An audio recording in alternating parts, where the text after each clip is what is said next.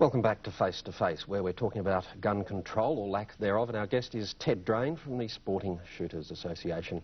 In light of the fact that John Howard has said he will press for these tougher, more uniform laws, would you seek any financial assistance from organisations like the National Rifle Association in America to try and lobby your position? I tried that once. I tried that in 1988, and they were very sympathetic but said no, we look after issues within our own country.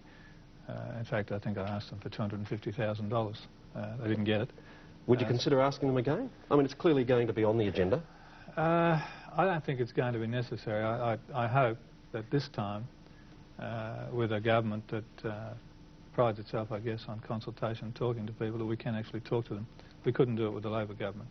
They talk at you, not to you, and I'm hoping that we can put a case to the federal government that will be listened to at least, and it won't be necessary. In terms of the Shooters Party in New South Wales, it has a member in Parliament, John Tingle. A lot of the people behind the Shooters Party, it was revealed this week, are in fact importers of guns, they're gun dealers. Are you concerned about a conflict of interest or vested interests there behind this political party? Well, that's what they do is their business. But we have a constitution, national constitution, that says that no active gun dealer can be an office bearer in our association, and it has been put there just so there wouldn't be a conflict of interest. But I mean, I really can't comment on the Shooters Party. Mr. Drane, have you had any talks with federal MPs like independents like Graham Campbell and Pauline Hanson, and do you see that group within Parliament as offering you some support in your battle against what looks like a bipartisan approach against the use of guns? I will talk to anybody that offers us support, and I will try to talk to Graham Campbell. I'll try to talk to anybody. And have you spoken to him? I did actually, yes, I did ring him. And yeah. what attitude did he have? Well, he doesn't know anything about the issues, and he wants to know about the issues. And I make the point that the association is not opposed to firearms laws that work. We are opposed to knee-jerk reactions. We are opposed to things that we don't think will work. We would like an opportunity to discuss them with people and put our point of view.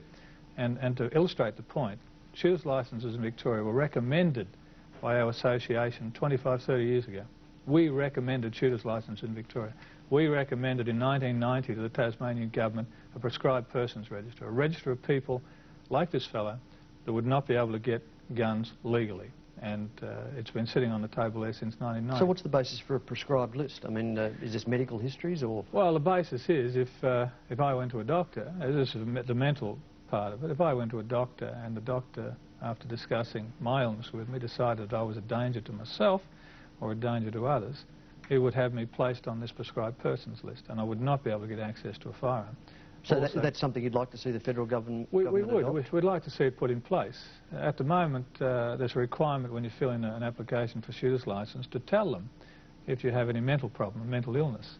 And, you know, there's no, who knows whether you tell the truth or not. So it's an anonymous thing. Our idea was that there'd be a number that a dealer would ring and say, is this person qualified? And as well as those mental problems, there was also violence, history of violence, intervention orders, all those sorts of things that would stop you from getting a shooter's licence would be on that list, and you wouldn't be told what they were.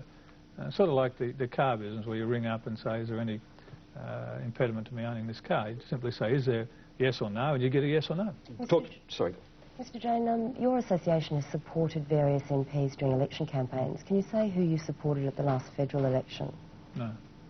No, I don't think that's relevant. I mean, how many MPs did you support? The last election, not too many. We didn't see a handful, 2 or 3? Probably 3 or 4. In New South Wales? Not particularly. I think we did general advertising, but we didn't support any particular MP. But understand that when we do support MPs, we do not give them any money. We have never given anybody any money, and that includes the Shooters Party. But you'd campaign actively against MPs who were against the general aims of the Shooters Association?